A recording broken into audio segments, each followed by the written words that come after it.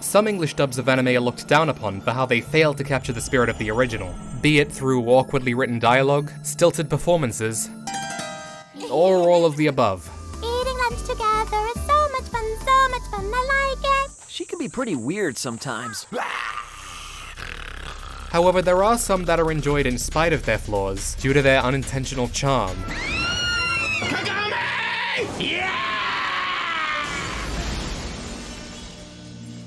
Meanwhile, other dubs are praised for allowing viewers of all cultures to walk away with a similar experience to those who viewed the show in its original language.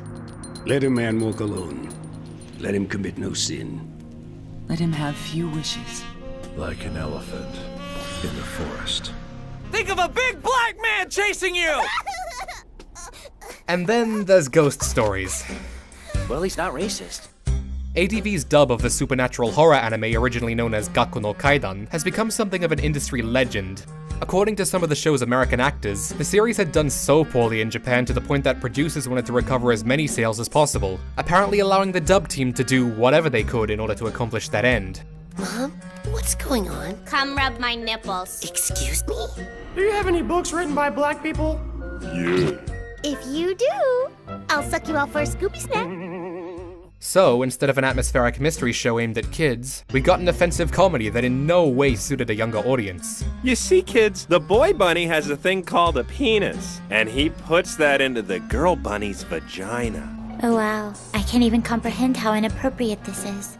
It was crude, unapologetic, and made jokes at the expense of everyone, regardless of their age, race, gender, or sexual orientation, including the people working on the dub itself. God, what an egomaniac. He even makes Chris Patton look humble, or Greg Ayers. This dub has had an undeniable bearing on Ghost Stories' reputation here in the West, even though the original has been made available on DVD and online. Given its infamy, maybe there's even a market for more dubs of unsuccessful shows to be handled like this. Some may appear to have come close to what was done with Ghost Stories, though there's no implication that those dubs had the freedom to go nearly as far. Teach me, my sensei!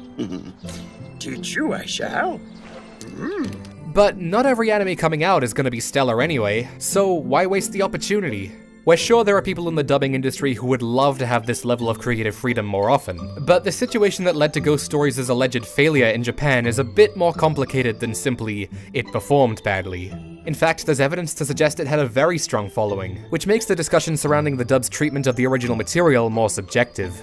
You can jump ahead to find out more with this timestamp, but if you're unfamiliar with Ghost Stories, it's worth clarifying the actual process behind this highly unorthodox dub, and what implementing it meant for everyone, from the actors to the consumers.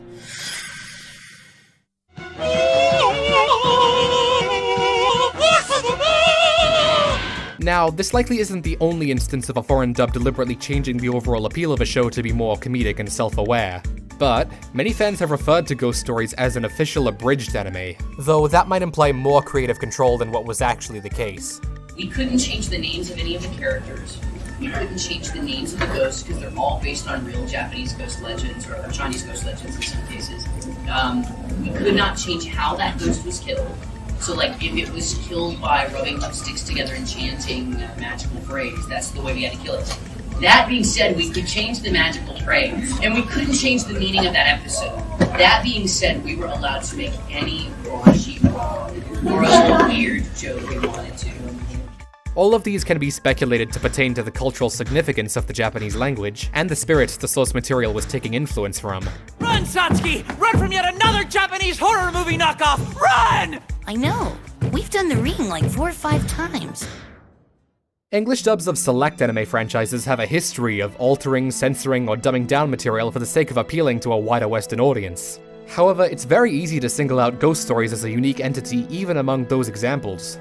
This was a dub with no cutscenes or other visual edits. It syncs up perfectly with the original video track, and was distributed alongside the Japanese audio with accurate subtitles on home video. So despite all its deviations, saying that ADV was given full creative freedom is a bit misleading. Instead, they seem to walk around those limitations by acknowledging yet downplaying the show's unavoidable story beats. It's not meth! It's another damn ghost. Supplanting any dramatic payoffs with comedic ones. His funny little requests. Touch me. His reprimands. Touch me harder. And having fun with everything in between, even to the point of breaking the fourth wall. Why do you have your shoes on inside the house? Ugh, This isn't the time for cultural translation differences. We gotta get out of here! Maintaining the general arc of an episode in no way requires the characters to retain their original personalities either. Satsuki goes from a spunky leader to a sassy optimist. Girl alone in haunted schoolhouse. I'm an idiot. Hajime becomes an egotistical pervert. So I'm nailing this midget when my mom walks in. Leo is even more paranoid and, for some reason, Jewish. A Jew who can act and sew, so obviously I'm gay. And Momoko, who was originally drawn to evil spirits because she was psychic, is now a born-again Christian who tries to save the others from their own damnation. What? I have faith in my Lord Jesus. I don't believe in cursed stairs, and this test will prove it. Good one! Even Satsuki's little brother, Keiichiro, who didn't have much to him in terms of personality in the original, was made out to be mentally challenged because the actors decided to take advantage of his large and exaggerated lip flaps. I've got to fill out my Special Olympics application. Generally, the louder you want to be, the wider and more pronounced your mouth is forced to conform, and that principle is applied in reverse when dubbing animation. Keiichiro had additional open flaps when he wasn't talking or making sound in the original, so ADV decided to fill those moments with as much loud, random noise as they could. Obviously. Which way did he go? Now we'll never find out who the ghost is. I hope to God you're adopted. Then on the inverse side, Momoko had smaller flaps which led to a quieter, more polite tone, which ironically ended up being a comedic contrast to some of the more outrageous things she says in the series. And her voice actress Monica Rial actually ended up referencing Bible verses just for the sake of making these jokes. Isaiah 63:1! Stride forward in the greatness of his strength. In fact, almost all the actors were listed in the credits as scriptwriters for the show, likely because a lot of what was added to the dub occurred in the booth. The start of episode 1 is actually quite tame in terms of deviations. Wow!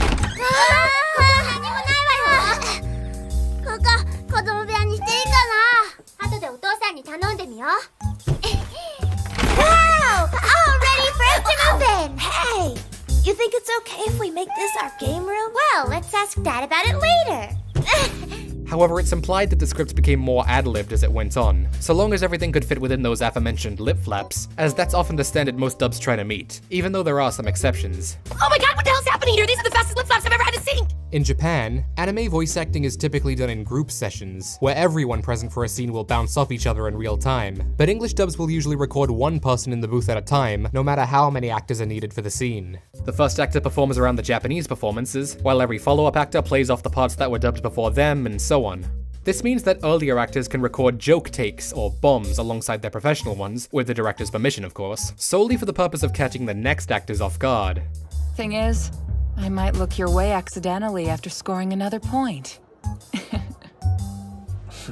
I'll be sure to tell the difference. Thing is, I might look your way accidentally after scoring another point. I'll be sure to tell the difference.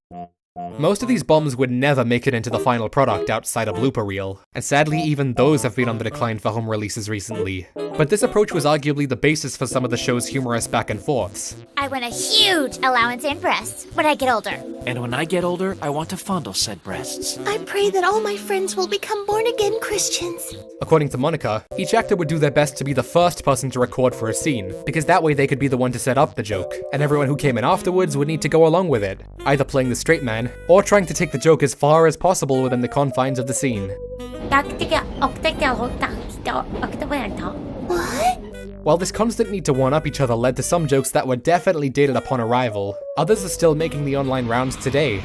A police station! Thank God! I never thought I'd be happy to see one of those things. Hey, put the donuts down!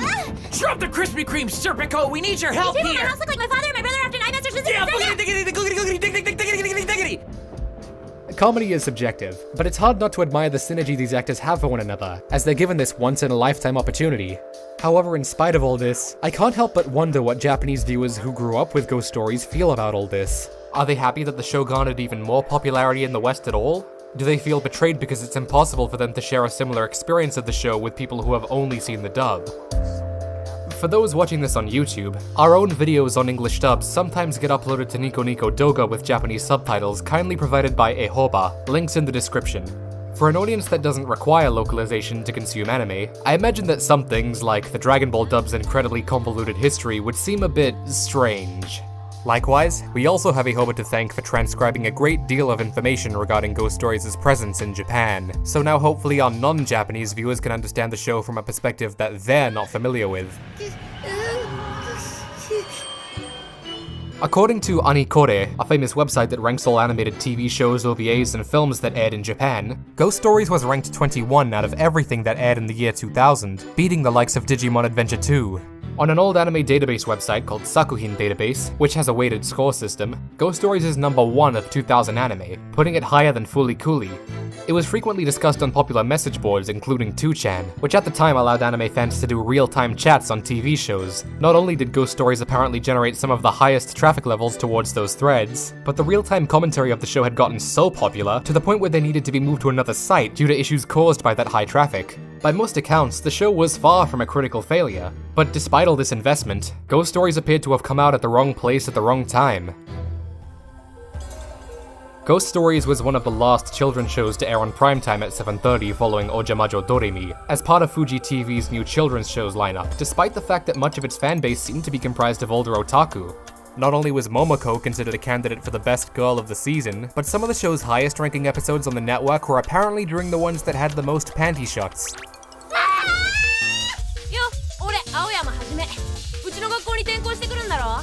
何よスケベ、こっち覗かないでよね。俺はさっきからずっとここにいたんだ。 It's possible had the show aired today, it would be put alongside other shows geared towards otaku during a nighttime slot, and fans even pointed out that the character designs seemed to be based on a new otaku anime style that rose in popularity at the turn of the century, or at the very least the designs weren't indicative of other children's shows. However, its ranking on the network slowly dwindled over time, dropping below 10%, which may have been seen as a failure in the network's eyes, despite the fact that such a ranking technically wasn't too far off what a lot of other children's shows were receiving during that block. However, the network didn't seem to think that Ghost Stories would recover and had it replaced by One Piece, which also didn't survive the late nighttime slot. After One Piece and many other shows dropped under 10%, Fuji TV stopped airing anime in this slot altogether, and One Piece was moved to the Sunday morning slot where it still resides to this day. Ghost Stories may have performed poorly on primetime television, but anime itself was performing poorly on primetime anyway, so it seems the truth of the matter had become simplified by the time the American actors were told how bad the original show was. It was, putting it nicely, a turd of a show. Even the Japanese, when they... A lot of this can still be seen as speculative, of course, but ADV being given the ability to make such extreme changes seems to have been the result of a commercial failure, not a critical one. So asking for more dubs like Ghost Stories would be less about improving something that was objectively broken, and more about asking Japanese clients to not value the integrity of anime that perform poorly. Something I think we can all agree is an issue unto itself. I'm sure we all have at least one title we might hold in high regard that's either denounced or looked down upon by other parts of the community. But despite that, I doubt a lot of us would feel comfortable if those shows were handled in a similar capacity to Ghost Stories, just for the sake of giving other people a laugh. The anime industry can be unforgiving with how franchises get distributed to fans, and sometimes you need to do what you can to make ends meet. But what would an anime have to do to deserve getting dubbed like this? It's ridiculous to expect everyone to like everything, but from there, who's deciding which media has more inherent value, and which ones have so little that they're quote, worth the Ghost Stories treatment? But then if everything was already reversed, which world would be the real world? Would it be the mirror world, or this one? Maybe the reflection we see is real. Ever thought of that? The American actors involved probably didn't have some grand vision for this dub to become a cult classic that lived in infamy. And unlike 4Kids dubs, it didn't stop the original Japanese version from being officially viewable in the West, so technically it's less harmful. Isn't that just freaking you out? I mean, seriously, isn't that just whack crap? However, the legacy of学校の怪談, which inspired all these adaptations, has effectively been dominated by this dub's comedic legacy. All those flippant, improv-based jokes mentioned earlier add up and undermine the show's very sense of continuity. And you know what the weird part is? I'm not even high. Not a bit. Totally sober. Isn't that just as harmful? And does the authorial permission from the Japanese side suddenly justify this, even in the face of fans who did or would appreciate the original show for what it was? Some fans attribute poor adaptation decisions to unnecessary creativity on an actor or writer's part, and while in some cases this is true, it's worth being careful with how that sentiment is phrased, as it could imply that dubbing is not a creative job. Even in a medium where performances need to adhere to lip flaps, scripts, and timecodes, dubbing anime means so much more than just reading words off a page and imitating the seiyuu. how a character views themselves, how they view the general world around them, and how they view their current situation are all necessary layers in an actor's performance that make their responses feel genuine and natural instead of rehearsed. In a sense, you could argue that Ghost Stories represents both the best and worst that an anime dub is capable of. The comedic delivery from each actor was able to shine through almost completely unfiltered, demonstrating just how much an ADR team is able to accomplish with a property despite technical limitations, for better or worse. It's such an extreme outlier that we'd be remiss to ignore it, and not continue to bring it up as part of the larger conversation about anime localization because of how much that creative freedom can accomplish. This kind of energy, when channeled in a way that actually respects the original version, is what's allowed some of the most memorable dub performances to come to life. Now tell me again, who ran away from home, huh? You goddamn otaku! Turn that shit down! Actually, I'd appreciate it if you didn't tell anyone about all of this. I'm sorry, I really am. Oh my gosh. I was sure I couldn't let myself go, even though I feel the end.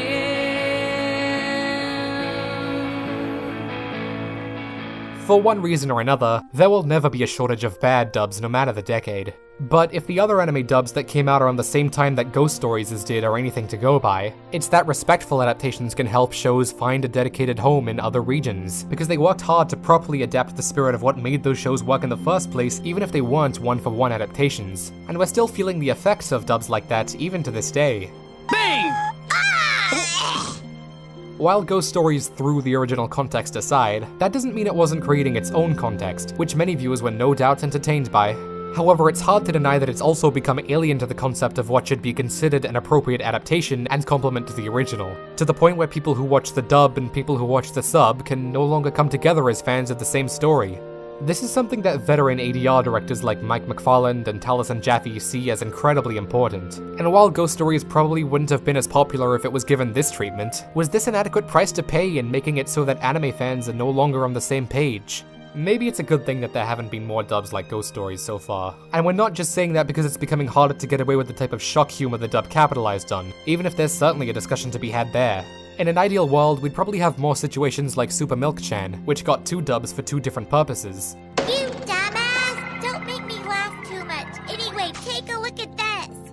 Though we get the feeling that wouldn't be entirely practical. Even then, you could argue that Milk-chan's Americanized dub was still a more coordinated adaptation effort than Ghost Stories. It does find itself in a lot of people's top English dubs lists, and Western fans who generally prefer subbed anime often semi-ironically bring it up as one of the few anime they prefer the dub of. But right now, at the tail end of the 2010s, anime dubs are perceived differently from how they were back in the 2000s. With how readily available subbed anime is, and with companies like Aniplex actually overseeing the dubbing of their own shows, it's clear we live in a time where many creators and fans alike are concerned with preserving the original meaning of a show, and aware of the consequences of failing to do so.